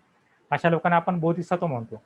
बोधिसत्व म्हणजे इतरांशी इतरांकरता ते जगत असतात. स्वतःसाठी ते अजिबात जगत नाही. पण धर्मनियम आपण पाहून घेत असताना आपण त्याला वेगळ्या पद्धतीने पाहू शकतो, की अशा रीतीने आपण पाहू शकतो की स्वतःसाठी ते अजिबात जगत नाहीत. ते इतरांसाठीच जगत असतात. विशेषतः असं म्हणता येईल की बाबासाहेबांमध्ये हा गुणधर्म जो आहे तो फार मोठ्या प्रमाणात दिसत होता. बाबासाहेबांची प्रत्येक कृती पहा, ते त्यांची कृती कशी होती. स्वतःसाठी त्यांनी निश्चितपणे आपल्या जीवनामध्ये काय केलेलं आहे का? असे खूप सारे उदाहरण आहे की जे आपण सांगू शकतो, की बाबासाहेबांनी स्वतःसाठी थोडी सुद्धा गोष्ट केली नाही. स्वतःसाठी केली नाही, त्यांच्या कुटुंबासाठी पण केली नाही. त्यांच्या दृष्टीनं सर्व भारतातले जे काही पीडित लोक आहेत, त्यामध्ये सर्व अस्पृश्य लोक आलेच. पण स्त्रिया आणि इतर जे काही कामगार किंवा जे जे काही दीनदलित आहेत, ज्यांच्यावर अन्याय अत्याचार होतो, ते त्यांच्यासाठी त्यांचं कुटुंब होतं. त्या सर्वांसाठी त्यांनी कार्य केलेलं आहे. स्वतःसाठी व्यक्तिगत असं त्यांनी कुठलंही कार्य केलेलं नाही. आणि अशा अनेक उदाहरणं आपल्याला देता येईल, की ज्या उदाहरणातून आपण पाहू शकतो, की त्यांनी कसं इतरांसाठी कार्य केले. आणि निश्चितपणे बाबासाहेब जयंती साजरी करत असताना या गोष्टीवर आपण भर द्यायला पाहिजे, की त्यांनी इतरांसाठी कसं कार्य केलेलं आहे आणि आपण काय करायला पाहिजे. तर आपण काही प्रसंग पाहणार आहोत. मी एक 7-8 प्रसंग काढलेले आहेत. त्यातून आपल्याला आपण पाहू शकतो, की ते कशा रीतीनं जीवन जगत होते. त्यांचं जीवन जे आहे ते स्वार्थरहित होतं. बाबासाहेबांचं जीवन जे आहे ते स्वार्थरहित होतं. तर आपण काही प्रसंग पाहणार आहोत. त्यातला पहिला प्रसंग जो आहे तो युरोपियन पत्रकाराचा आहे. एक युरोपियन पत्रकार जो आहे तो अनेक नेत्यांच्या गाठी-भेटी घेत होता, मुलाखत घेत होता आणि त्याचं दिवसभर चाललेलं होतं आणि रात्र झाली होती. आणि मग त्यांना असं वाटलं, की जे काही नेते आहेत, काही अजून नेते मंडळी उरलेली आहेत, त्यांची आपण भेट घ्यायला पाहिजे. मग त्यांनी गांधीजींना फोन केला, डायरेक्टर जे आहेत त्यांना फोन केला आणि त्यांच्या सचिवांना विचारलं, की "बाबा तुम्ही म्हणजे हे नेते मंडळी मला भेटू शकतात का?" तर त्यांना उत्तर आलं, की "आता रात्र झालेली आहे, हे लोकं विश्रांती घेत आहेत. तुम्ही त्यांना भेटू शकणार नाही." आपल्याला प्रसंग माहिती आहे, सर्वच प्रसंग माहिती आहेत, पण मुद्दाम ओळख करून देतोय. त्यांनी बाबासाहेबांना फोन घेतला. बाबासाहेब डायरेक्ट फोन घेतला. बाबासाहेबांना फोन केल्यानंतर आणि बाबासाहेब म्हटले, की "तुम्ही मला भेटू शकता." मग भेट झाल्यानंतर आल्या-आल्या त्या पत्रकाराने प्रश्न विचारला, की "मी अमक्या-अमक्या व्यक्तींना भेटलो, पण त्या असं सांगितलं, की ते झोपलेले आहेत. तुम्ही कसे काय जागे आहेत?" आणि बाबासाहेबांनी अतिशय मार्मिक असं उत्तर दिलं. त्याने असं उत्तर दिलं, की "त्यांचा समाज जो आहे तो जागी आहे म्हणून ते झोपलेले आहेत.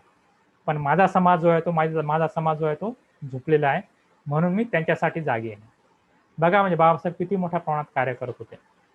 ते स्वतःसाठी ते अजिबात स्वतःची काही ते चिंता करत नव्हते. तर त्यांचं सर्व कार्य जे आहे ते इतरांसाठी चाललं होतं. आणि आपल्याला माहिती आहे की इतरांसाठी कार्य करण्याची प्रतिज्ञा जी आहे त्यांनी फार सुरुवातीला घेतली होती. असं म्हणते की बडोदा आणि गुजरात या ठिकाणी गुजरातमध्ये बडोदा या ठिकाणी त्यांना नोकरी सोडावी लागली होती. आणि नोकरी सोडावी लागलेली असताना त्यांनी चिंतन केलं, की मी एवढा मोठा मी शिकलेला असताना माझे काय हाल झालेले. आपल्याला तो प्रसंग माहिती आहे. आणि माझा समाज किती अडाणी आहे. मग त्या समाजाचं कसं होईल? मग असं त्यांच्या लक्षात आलं, की या समाजासाठी मीच कार्य करायला पाहिजे. आणि त्यांनी प्रतिज्ञा घेतली होती. अतिशय तरुणपणीच त्यांनी प्रतिज्ञा घेतली होती. 1917 मध्ये त्यांनी ही प्रतिज्ञा घेतली होती. त्यावेळेस काहीतरी ते 26-27 वर्षाचे असतील. आणि अतिशय तरुणपणी त्यांनी प्रतिज्ञा घेतली होती, की जर माझ्या समाजाचं मी भलं करू शकलो नाही, मी स्वतःला गोळी झाडून आत्महत्या करेल. आणि त्याच वेळेस त्यांनी प्रतिज्ञा घेतली होती. आणि त्याच वेळेस त्यांनी स्वार्थरहित जीवन जे आहे ते स्वार्थरहित जीवन जगायला सुरुवात केली होती. आपण अजून काही उदाहरण पाहू शकतो, की दिल्लीला असताना ते एकदा लोकसभेतून घरी येत होते आणि लोकसभेतून घरी येत असताना त्यांना एक माणूस जो आहे तो थंडीनं कुडकुडत दिसला होता. त्यांच्यासोबत नागचंद्र तुजे त्यांचे स्वीय सहाय्यक ते पण होते. त्यांनी काय केलं मग? त्या व्यक्तीला आपल्या बरोबर घेतलं. त्याला आपल्या घरी नेलं. त्याला जेवू-खाऊ घातलं. त्याच्या योग्य रीतीने औषधोपचार केला. त्याला पूर्णपणे बरं केलं आणि त्यानंतर त्याला पाठवून दिलं. हे बघा बाबासाहेब दिसण्यासाठी किती तळमळत होते.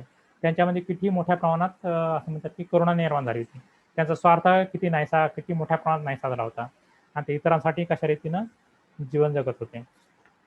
असं म्हणता येईल की त्यांच्याकडे जे काही कार्यकर्ते यायचे दिल्लीला भेटायला, त्यांचे जे काही त्यांच्याकडे जे काही कार्यकर्ते यायचे, त्यांना स्वतः ते जेवण बनवून खाऊ घालायचे. काय करायचे, आधी त्यांना ते स्वतः जेवण बनवून खाऊ घालायचे आणि नंतर त्यांना ते कामाला लावायचे. हे ते त्यांच्या कार्यकर्त्याची किती मोठ्या रीतीने काळजी घेत होते, किती चांगल्या रीतीने काळजी घेत होते, हे आपल्या लक्षात येतं. आणि त्यामुळे दिल्ली यांचं त्यांचं जे काही घर होतं, 26 अलीपूर रोड दिल्ली, हे जे काही त्यांचं घर होतं त्याला इन्साफ की कोठी हे नाव पडलं होतं. इन्साफ की कोठी. आणि या घराच्या माध्यमातून त्यांनी फार मोठ्या प्रमाणात असं म्हणतात की इतरांसाठी कार्य केलं होतं. खूप साऱ्या लोकांना त्यांनी मदत केली होती. त्यामुळे त्यांच्या घरांना जे आहे ते इन्साफ की कोठी हे नाव पडलं होतं. आपण पाहू शकतो की बाबासाहेब असं म्हटले होते, बाबासाहेबांच्या भाषेत, की मला हवे ते पद मी कधी पण प्राप्त करून घेऊ शकलो असतो. मला गव्हर्नरचं पद पण प्राप्त होऊ शकलं असतं. पण मी काही त्यामध्ये गुंतू इच्छित नाही. मी काही त्यामध्ये गुंतू इच्छित नाही. मी गुंतलो तर माझ्या समाजाचं काय होईल? त्यांचं भलं कोण करणार आहे? किंवा अशा सर्व गोष्टींचा मी काय करतो? त्याग करतो. बघा, म्हणजे त्यांनी किती मोठा त्याग केलेला आहे. आणि आपल्याला माहिती आहे की त्यांचं अख्खं जे काही त्यांचं जीवन जे आहे ते पूर्णपणे गरिबीत गेलं होतं. त्यांचं जीवन जे आहे ते पूर्णपणे गरिबीत केलं होतं. आणि त्यांना खूप मोठ्या ऑफर येत होत्या. त्यांना न्यायाधीशाची ऑफर आली होती. राष्ट्रपती म्हणून पण त्यांना ऑफर आली होती. अशा अनेक साऱ्या गोष्टींची ऑफर त्यांना आली होती. पण त्या सर्व ऑफर त्याने धुडकून लावल्या. कारण त्यांना माहिती होतं की जे काही नोकरी करणं म्हणजे काय, की बैलाला जसं एखादा जू लावल्याचा प्रकार आहे. बैल त्यामध्ये काय पडतो, अडकून पडतो. तसं बाबासाहेब त्यामध्ये अडकून पडत नव्हते. आणि ते पूर्णपणे गरिबीत राहिले, पण त्यांनी कधीही पैसा कमवण्याचा विचार जो आहे तो पैसा कमवण्याचा विचार त्यांनी कधीही केला नाही. त्यांना समाजसेवा करायची होती. आणि त्यांनी म्हटलं की त्यांच्या शब्दात की गरिबीमुळे मी कधीही लाचार झालो नाही. गरिबीमुळे मी कधीही लाचार झालो नाही. कधीही विकलो गेलो नाही. आणि प्रत्येक वेळी मी इतरांचाच विचार केलेला आहे. हे बाबासाहेबांची क्षमता आहे. आणि अशा रीतीनं स्वतःची गरिबी असताना ते नोकरीमध्ये गुंतले नाहीत. म्हणजे किती मोठं म्हणतात की किती मोठं त्यांनी त्याग केलेला आहे. आणि इतरांसाठी किती मोठं त्यांनी असं म्हणता येईल की किती मोठं त्यांनी जीवन जे आहे ते झोकून दिलेलं आहे. किती स्वार्थरहित त्यांचं जीवन होतं, किती करुणामय त्यांचं जीवन होतं. या सर्व प्रसंगातून आपल्या लक्षात येईल. हे त्यांच्या गरिबीचे अनेक उदाहरण आहेत. तेवढं पूर्ण मी काही सांगणार नाही, वेळेत आलेलं आहे. पण त्यांचं एक शेवटचं जे काही उदाहरण आहे पर्टिक्युलर पैसे वापरण्याविषयी, ते खूप मोठं महत्त्वाचं असं उदाहरण आहे. 1952-53 मध्ये मिलिंद कॉलेज जे आहे ते मिलिंद कॉलेजची बांधकामाचं इमारतीचं काम सुरू होतं. आणि त्याच वेळेस बाबासाहेब आजारी पडले होते. आणि आजारी पडल्यानंतर त्यांचे जे काही कार्यकर्ते आहेत, त्या कार्यकर्त्यांनी त्यांना सांगितलं की बाबासाहेब आपल्याकडे पैसा आहे, संस्थेचा पैसा आहे. त्यावेळेस ते संस्थेचे चेअरमन होते. ते पैसा तुमचाच आहे. तुम्ही काय करा, विलायतेला जा, अमेरिकेत जा आणि स्वतःवर काय करा, चांगल्या रीतीनं उपचार करून घ्या. तर बाबासाहेबांनी काय म्हटलं, नाही म्हणे, की हा पैसा जो आहे तो जनतेचा पैसा आहे, तो माझ्या स्वतःसाठी मी वापरणार नाही. आणि त्यांनी मग स्वतःवर उपचार करून घ्यायला त्यांनी नकार दिला. आणि तो पैसा त्यांनी पूर्णपणे इमारतीवर खर्च केला. हे बघा, म्हणजे त्यांच्यामध्ये थोडा सुद्धा स्वार्थ नव्हता. स्वतःसाठी पैसा वापरावा असं त्यांना अजिबात वाटलं नाही. आणि त्यांनी जे काही कार्य केलं ते सर्व इतरांसाठी केलेलं आहे. तर खरोखर आपल्यासमोर हा प्रश्न आहे की आपण असं जगतो का, स्वार्थरहित आपण जीवन जगतो का? आपण इतरांसाठी थोडी तरी आपण मदत करतो का? इतरांसाठी आपण जगतो का? बाबासाहेब आपल्यासमोर आदर्श म्हणून उभे आहेत. बाबासाहेबांना आपण गुरु मानतो. असं म्हणतात की बुद्धाच्या आधी आपण काय करतो, बाबासाहेबांना ठेवतो. बाबासाहेबांना आपण बाप मानतो, गुरु म्हणतो. ते खऱ्या अर्थानं धर्मगुरू आहेत एका अर्थाने. ते आपल्यासमोर आदर्श म्हणून उभे आहेत. तर खरोखर त्यांचा आदर्श जो आहे तो आपण घेतो का? आणि याकडे पाहत असताना आपण म्हणू शकतो की मी शिवाय कसं जगायचं याची आपल्याला काहीही कल्पना नाही. आपलं जे काही विश्व आहे ते मी भोवतीच गुंतलेलं आहे, स्वार्थासाठीच गुंतलेलं आहे. स्वार्थरहित जीवन जे आहे ते कसं आहे त्याची आपल्याला अजिबात कल्पना नाही. आणि याच्यावरूनच असं सांगता येईल की बुद्ध काळामध्ये सुरुवातीला हीनयान आला होता. बुद्ध काळामध्ये सुरुवातीला हीनयान आला होता. आणि हीनयानामध्ये असं सांगितलं गेलं होतं की धम्म म्हणजे काय, तर बुद्धाने जे काही टीचिंग दिलेली आहे, जी काही शिकवण सांगितलेली आहे तोच म्हणजे धम्म आहे. मग बुद्धाची सर्व टीचिंग, सर्व शिकवणी ज्या त्या लिहिल्या गेल्या, त्रिपिटकामध्ये त्या आल्या. आणि त्याच केवळ बौद्ध धर्मावरून पुढे आलेल्या आहेत. पूर्वी तो हीनयान होता. पण नंतर महायान आला.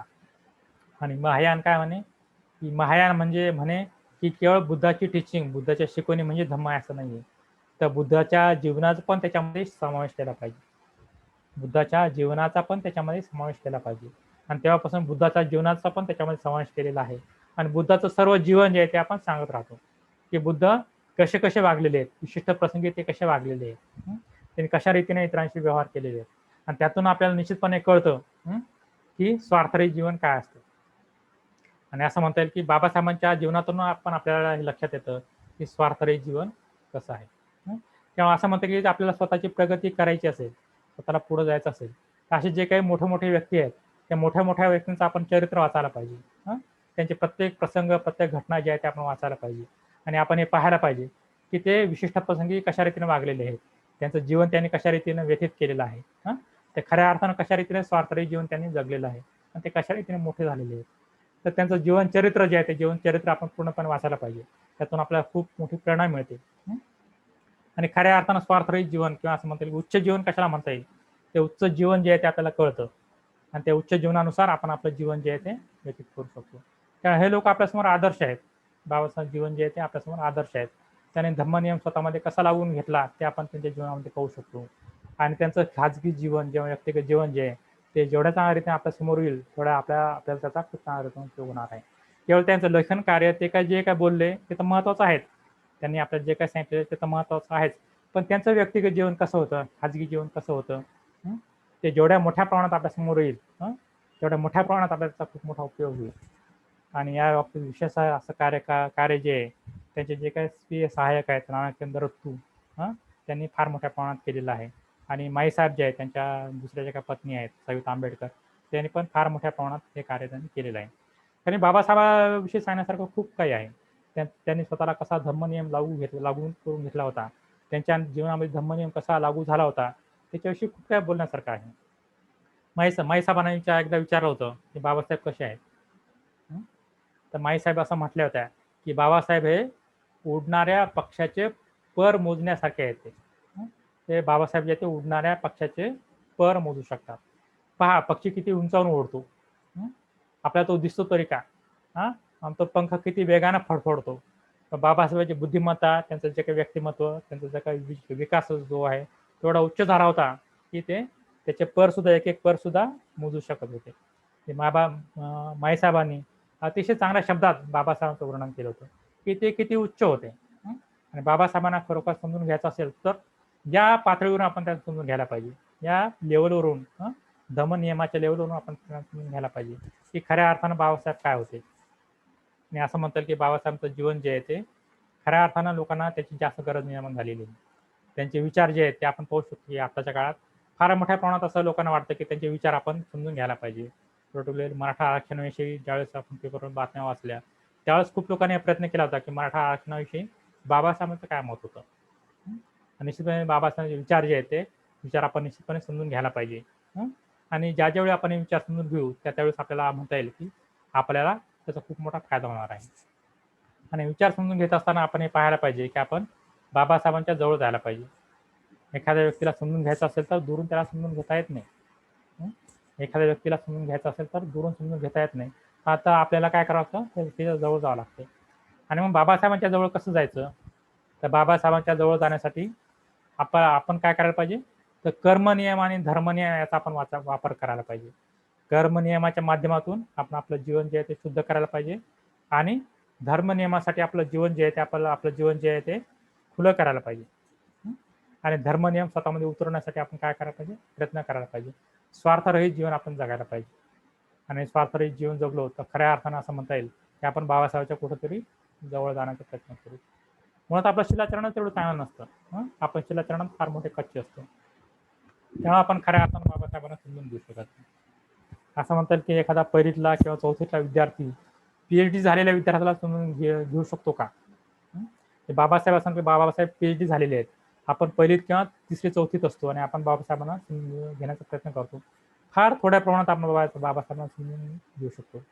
पण आपल्याला बाबासाहेब पूर्णपणे समजून घ्यायचे असतील तर आपल्याला सुद्धा काय करायला पाहिजे, PhD करायला पाहिजे. आपण सुद्धा त्यांच्या जवळ जायला पाहिजे आणि त्यांच्या जवळ गेल्यानंतर निश्चितपणे आपल्याला समजेल की बाबासाहेब काय आहेत, त्यांचे विचार काय आहेत आणि त्याच्या विचारानुसार मग आपल्याला जगता येतं. त्यांच्या विचारानुसार आपल्याला चालता येतं. तर बाबासाहेबांच्या जवळ कसं जायचं, तर आपल्यामध्ये असं म्हणतात की आपण कर्मनियमाचा उपयोग करायला पाहिजे. आपण खूप चांगल्या रीतीने शीलाचरण करायला पाहिजे. आपले कर्म आपण शुद्ध करायला पाहिजे. आपण एक चांगला माणूस बनायला पाहिजे आणि आपल्यामध्ये धर्मनियम जो आहे तो आपण लागू करायला पाहिजे. स्वार्थरहित जीवन आपण ते जगायला पाहिजे. आणि असं केलं तरच आपण बाबासाहेबांना समजून घेऊ शकतो. आणि स्वार्थरहित जीवन जगण्यासाठी आपण प्रयत्न करायला पाहिजे. तर खरोखर बाबासाहेबांच्या जयंतीनिमित्त आपण स्वतःला प्रश्न विचारायला पाहिजे, काय खरोखर मी स्वतःसाठी जगतो का इतरांसाठी जगतो? माझं जीवन हे स्ववर आधारलेलं आहे का इतरांसाठी मी काही ना काहीतरी करतो? आणि बाबासाहेबांचे अनुयायी त्यांनाच म्हणू शकतो की जे खऱ्या अर्थानं दुसऱ्यांसाठी कार्य करतात. स्वतःसाठी जगायचं जगा, म्हणजे त्याच्याविषयी काय म्हणणं नाही आपलं, पण इतरांसाठी पण तुम्ही जगा, इतरांसाठी पण तुम्ही कार्य करा.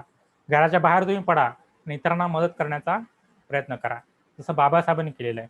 बाबासाहेबांनी पूर्णपणे स्वतः जीवनाकडे काय पाहिलंच नाही. स्वतः जरी गरिबीत राहिले त्यांनी त्यांनी स्वतःकडे लक्ष दिलं नाही, स्वतःच्या कुटुंबाकडे लक्ष दिलं नाही. त्याने सतत इतरांसाठी कार्य केलेलं आहे. त्यांचं कुठलंही तुम्ही उदाहरण पहा, त्यांच्या जीवनातले कुठलेही उदाहरण पहा, त्यांनी कधीही स्वतःचा विचार केलेला नाही. जो काही विचार केलेला आहे तो त्यांनी इतरांचा विचार केलेला आहे. खूप साऱ्या उदाहरणावरून आपल्या लक्षात येत होतं. आपण सुद्धा असा आपण इतरांचा विचार करणार आहोत. असं म्हणताल की तुम्ही धार्मिक क्षेत्रातच काम करावं असं अजिबात नाही.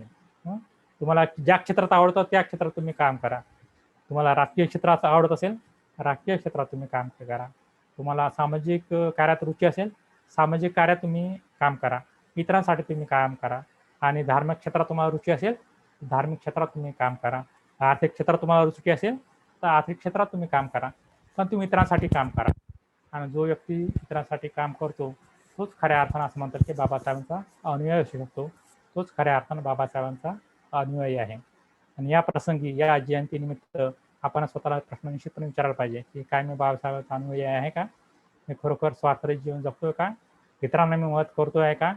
आणि हा प्रश्न विचारून आपण इतरांना मदत करण्यासाठी आपलं पुढचं जीवन जे आहे ते पुढचं जीवन आपण लावायला पाहिजे. आणि हे केलं तरच खऱ्या अर्थानं असं म्हणतात की आपण बाबासाहेबांची जयंती जी आहे ती खऱ्या अर्थानं आपण साजरी करू. तर माझं जे काही प्रवचन आहे ते तुम्ही सर्वांनी शांतपणे ऐकलं त्याबद्दल सर्वांचे धन्यवाद. जय भीम. याच ठिकाणी थांबतो मी. जय भीम.